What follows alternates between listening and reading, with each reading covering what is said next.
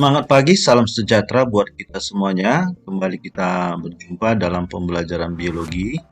Kali ini kita membahas sistem hormon atau endokrin.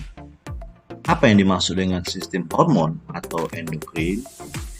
Sistem endokrin itu adalah sekumpulan kelenjar dan organ yang memproduksi hormon. Hormon dari istilah hormone bahasa Yunani yang artinya senyawa organik pembawa pesan kimiawi di dalam aliran darah menuju ke sel-sel atau jaringan tubuh. Hormon hanya dapat mempengaruhi sel-sel target yang memiliki reseptor khusus. Pengaruh hormon terhadap jaringan tubuh tersebut dapat terjadi dalam waktu singkat atau beberapa detik hingga beberapa tahun. Jumlah hormon dalam aliran darah hanya sedikit jika dibandingkan dengan jumlah glukosa atau kolesterol. Sistem endokrin berinteraksi dengan sistem saraf, berfungsi mengatur aktivitas tubuh seperti metabolisme, homeostasis, atau pengendalian tekanan darah dan kadar gula darah, pertumbuhan, perkembangan seksual dan siklus reproduksi, siklus tidur, serta siklus nutrisi. Nah, untuk lebih jelasnya, coba kita perhatikan dulu video berikut. Sekarang kita akan membahas tentang hormon. Hormon bukanlah kata yang asing lagi di telinga kita. Tapi sebenarnya apa sih hormon itu? Hormon berasal dari bahasa Yunani, yaitu dari kata hormon atau dalam bahasa Inggris sama dengan to excite, yang artinya merangsang. Jadi hormon di sini fungsinya untuk merangsang. Hormon ini berupa sinyal kimiawi yang perannya untuk komunikasi sel dan regulasi dalam tubuh kita. Sehingga sistem hormon ini merupakan bagian dari sistem koordinasi. Tapi kok bisa sih hormon memiliki fungsi untuk komunikasi sel? Untuk menjawabnya, yuk kenalan lebih lanjut dengan hormon. Di dalam tubuh, setiap hormon akan terikat pada reseptor spesifiknya, atau reseptor yang cocok dengan hormon tersebut. Beberapa reseptor lokasinya berada di dalam sel. Tapi untuk memudahkan pemahaman kita gambarkan reseptor berada di permukaan sel. Reseptor inilah yang berperan sebagai bagian yang akan menerima sinyal. Meskipun hormon bisa menjangkau semua sel yang ada di dalam tubuh, tetapi hanya beberapa sel saja yang memiliki reseptor untuk berikatan dengan hormon. Bagaimana mekanismenya? Kebanyakan hormon akan didistribusikan melalui cairan darah menuju sel target. Sel target yang memiliki reseptor yang cocok untuk hormon akan berkombinasi atau berikatan dengan hormon tersebut. Seperti halnya kunci cocok dengan gemboknya. Jadi, hormon akan mengeluarkan responnya hanya pada sel target yang spesifik atau pada sel yang memiliki reseptor yang cocok. Sedangkan sel yang tidak memiliki reseptor yang cocok untuk hormon tersebut tidak akan terpengaruh. Nah, sel yang tidak akan terpengaruhi ini disebut sebagai sel non-target. Oke, jadi segitu aja pembahasan singkat mengenai hormon. Jadi cukup jelas ya, bagaimana proses kerja dari hormon. Nah, sekarang kita lanjutkan bagaimana sistem hormon.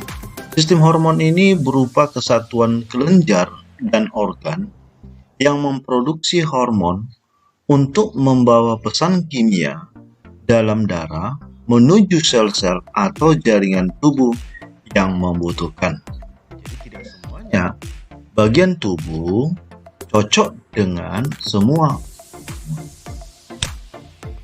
Nah, bagaimanakah karakteristik daripada hormon? Dia berupa kelenjar buntu, yang artinya tidak memiliki saluran, sehingga hormon diangkut oleh darah yang akan menuju ke sel target. Hormon ini umumnya menghasilkan atau mensekresi lebih dari satu jenis hormon. Namun, ada kecuali kelenjar paratiroid yang hanya menghasilkan satu jenis hormon, itulah parathormon. Masa kerja hormon sangatlah berbeda. Ada yang bekerja seumur hidup, itu contohnya hormon metabolisme tubuh. Ada yang bekerja di masa tertentu seperti hormon kelamin maupun hormon pertumbuhan. Nah, sekarang kita lihat bagaimanakah letak dari kelenjar hormon tersebut. Nah, pertama ada pineal gland yang berada di bawah otak besar. Begitu juga dengan pituitary gland yang berdekatan dengan pineal gland.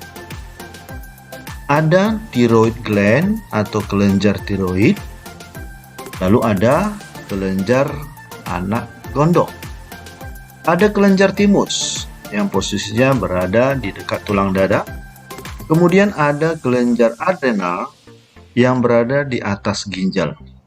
Dan ada kelenjar pankreas, yaitu pankreas yang berhubungan dengan sistem pencernaan. Ada kelenjar ovarium pada organ kelamin wanita, dan ada testis, yaitu pada organ reproduksi pria. Nah, sekarang kita lihat dulu suatu video yang mempelajari tentang sistem hormon.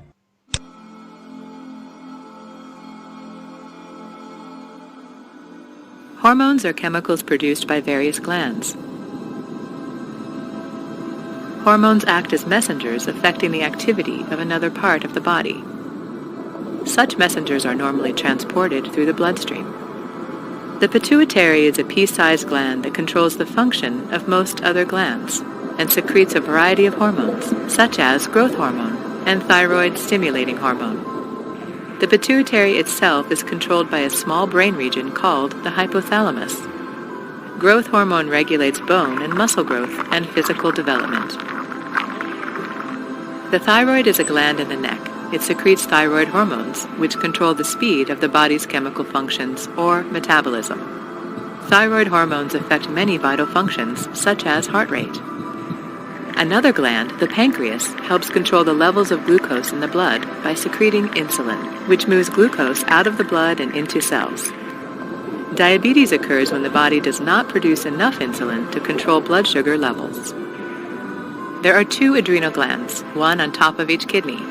The adrenals secrete several hormones, such as epinephrine, aldosterone, and cortisol. These hormones help control heart rate and blood pressure, maintain fluid and mineral balance in the body, and respond to stress and infection. The testes and ovaries produce sex hormones and reproductive cells under the control of the pituitary. The testes produce testosterone and sperm. The ovaries produce estrogen and eggs. Baik, kita ulas satu persatu bagaimana kelenjar endokrin. Ada beberapa jenis kelenjar endokrin, yaitu pertama kelenjar hipofisis atau pituitari. Kelenjar ini berada atau melekat di bagian dasar hipotalamus. Ingat, hipotalamus itu bagian dari saraf pusat. Jelas, dia berada di bawah otak besar. Kelenjar hipofisis ini juga dipengaruhi oleh hipotalamus. Artinya, hipotalamus akan merangsang kelenjar endokrin, khususnya hipofisis, untuk bisa mengaktifkan beberapa kelenjar yang menghasilkan hormon. Nah, bentuknya seperti biji kacang. Lantas dia memiliki 3 bagian hipofisis. Ada bagian depan, itulah yang dikenal dengan anterior. Ada di bagian tengah, itulah intermediate. Dan satu lagi adalah di bagian belakang yang disebut dengan istilah posterior. Namun yang lebih menyolok adalah anterior dan posterior. Maka dengan demikian, lebih banyak hormon yang berada di anterior dan posterior. Nah, sekarang kita lihat dulu bagaimana bagian dari otak besar yang di bawahnya terdapat hipotalamus. Nah, hipotalamus akan mempengaruhi kelenjar pituitari. Terlihat gambarnya di mana kelenjar hipofisis ada bagian depan atau anterior dan juga di bagian belakang atau posterior. Nah, bagian kelenjar pituitari bagian depan ternyata menghasilkan beberapa hormon ada ACTH, yaitu adrenocorticotropic hormone. Kemudian ada TSH, yaitu thyroid stimulating hormone. Kemudian FSH, follicle stimulating hormone. LH, luteinizing hormone, serta PRL atau prolaktin. Sedangkan bagian belakang yang menghasilkan ADH, antidiuretik hormone, yang berhubungan dengan fungsi kerja ginjal untuk mengatur kadar air. Ada oksitosin yang berhubungan dengan produksi ASI, serta ada hormon yang menuju ke bagian uterus, organ reproduksi wanita. Nah, sekarang kita lihat dalam bentuk tabel hormon-hormon yang dihasilkan oleh kelenjar hipofisis. Yang pertama, bagian lobus anterior atau bagian depan. Ada hormon pertumbuhan, di mana hormon ini memicu pertumbuhan dengan meningkatkan laju pembentukan protein di dalam sel, seperti membuat pertumbuhan tubuh yang optimal, serta pertumbuhan tulang. Ada lactotropic hormone yang disingkat dengan LTH, di mana fungsinya merangsang produksi air susu. Ada thyroid stimulating hormone atau TSH yang berperan mengontrol sekresi hormon oleh kelenjar tiroid. Ada adrenocorticotropic hormone atau disingkat dengan ACTH, di mana fungsinya mengontrol sekresi hormon oleh korteks adrenal. Lalu follicle stimulating hormone atau FSH, di mana perannya ada pada wanita, yaitu merangsang perkembangan folikel pada ovarium dan sekresi estrogen. Sedangkan pada pria, yaitu pemicu testis untuk menghasilkan sperma. Lalu luteinizing hormone atau LH pada wanita khusus menstimulasi ovulasi dan sekresi progesteron. Sedangkan pada pria, perannya menstimulasi sel interstisial untuk menghasilkan testosteron. Hormon-hormon yang dihasilkan oleh kelenjar hipofisis bagian tengah yaitu hanya satu, yaitu melanocyte stimulating hormone atau MSH, di mana perannya adalah mempengaruhi pigmentasi kulit sehingga tampak warna kulit manusia bervariasi. Ada yang hitam, ada sawo matang, dan ada yang putih.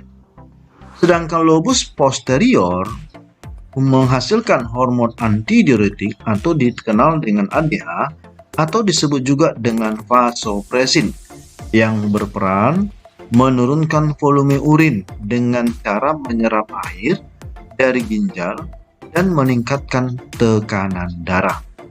Serta satu lagi, bagian posterior adalah oksitosin yang berperan memacu kontraksi uterus selama proses melahirkan dan kelenjar susu agar mengeluarkan air susu. Nah, sekarang kita perhatikan video berikut untuk lebih jelas bagaimana tentang sistem hormon.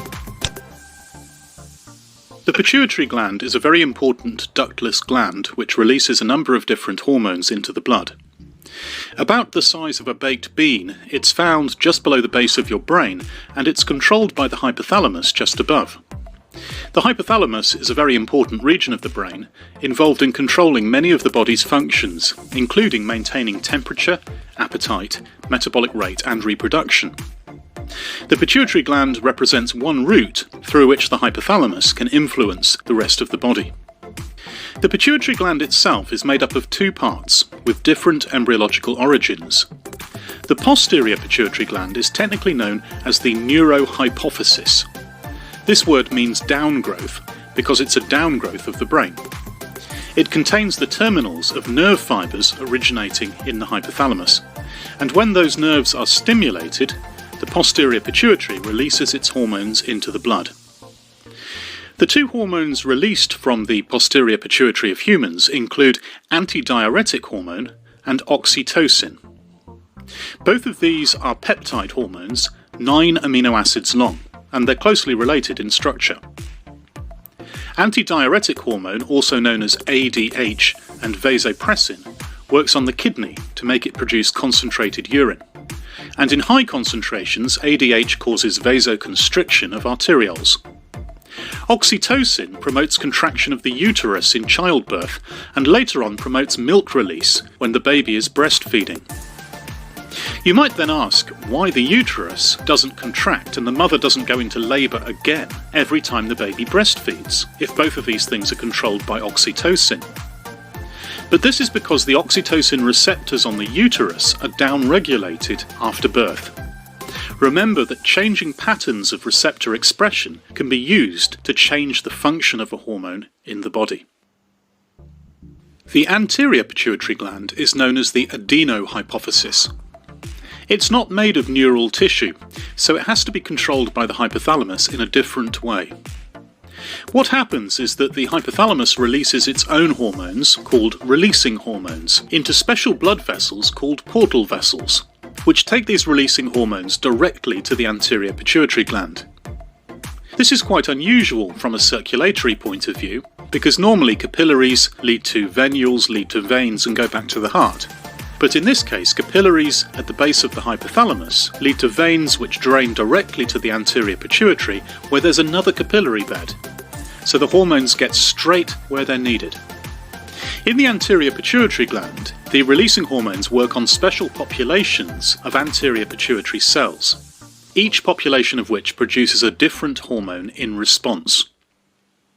It's helpful to remember that any hormone, the initials of which end in RH, such as TRH, CRH, GnRH, and GHRH, will be a releasing hormone from the hypothalamus. RH stands for releasing hormone. And these are all water-soluble peptide hormones.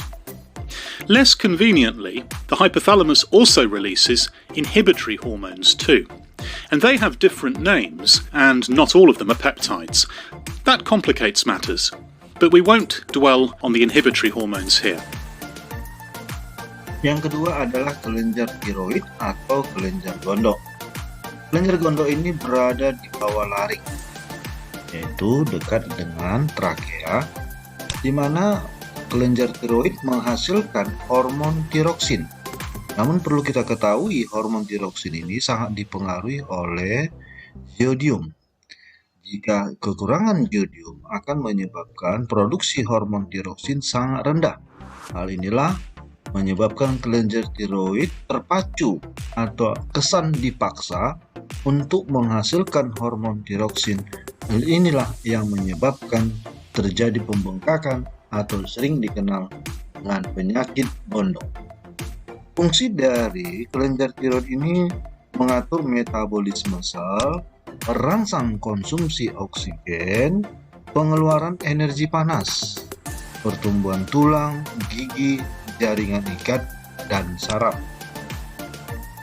Jika kelenjar tiroid tumbuh abnormalitas atau tidak normal, seperti hipotiroidisme, yang artinya kelenjar tiroid menghasilkan produknya dalam kadar yang sangat rendah, akan menyebabkan pada anak-anak yaitu kreatinisme atau pertumbuhan kerdil, serta gangguan pertumbuhan mental. Pada orang dewasa menyebabkan myxedema. Nah, sekarang kita perhatikan bagaimana gambar dari kreatinisme. Inilah orang yang menunjukkan ciri-ciri kreatinisme, sedangkan yang di sebelah kanan menunjukkan ciri-ciri myxedema. Tampak di situ bagian rambut yang kasar dan jarang, serta alis mata yang tipis. Lalu terbentuk kantung mata yang lebih besar, kemudian pembengkakan wajah, dan disertai dengan kulit yang kering.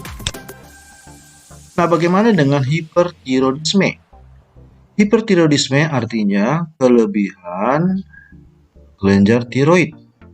Akan menyebabkan morbus Basedowski, yang ciri-cirinya adalah orang yang mudah gugup, nadi dan napas cepat, tidak teratur, mulut ternganga, dan mata lebar. Nah, inilah gambar kelenjar tiroid. Ada di bagian sebelah kanan dan ada di sebelah kiri yang berada dekat dengan laring. Nah, inilah ciri-ciri orang yang morbus basedoi. Tampak terlihat mata melebar dan napas sangat cepat dan tidak teratur. Nah, sekarang kita perhatikan bagaimana keterangan mengenai kelenjar tiroid. This animation shows how your thyroid gland can become underactive, causing a condition known as underactive thyroid or hypothyroidism. Click the navigation arrows below the animation screen to play, pause, rewind, or fast forward the animation. Here we show the position of the thyroid gland. Your thyroid gland produces two hormones. These hormones are called triiodothyronine, or T3, and thyroxine, or T4. The two hormones are released from your thyroid gland and enter your bloodstream. They play an important role in controlling the rate of metabolism, the chemical reactions that take place in your body. The amount of the hormones, T3 and T4, that your thyroid gland produces is controlled by the pituitary gland, which is in your brain. Your pituitary gland produces a hormone called thyroid stimulating hormone, or TSH. TSH stimulates your thyroid gland to produce the thyroid hormones. An underactive thyroid, or hypothyroidism, is most often caused by a problem in the thyroid gland itself. It can also occur because the pituitary gland isn't producing enough TSH, but this is less common. Your symptoms will depend on how much of the thyroid hormones your body is producing. You may not notice any symptoms at first. As your thyroid gland becomes less active, you may begin to feel more tired and put on weight. Some types of underactive thyroid can cause a swelling in the neck. This is called goiter. Here we show what goiter looks like. Not everyone who has an underactive thyroid will have this neck swelling. This is the end of the animation. Click on the animation screen to watch it again.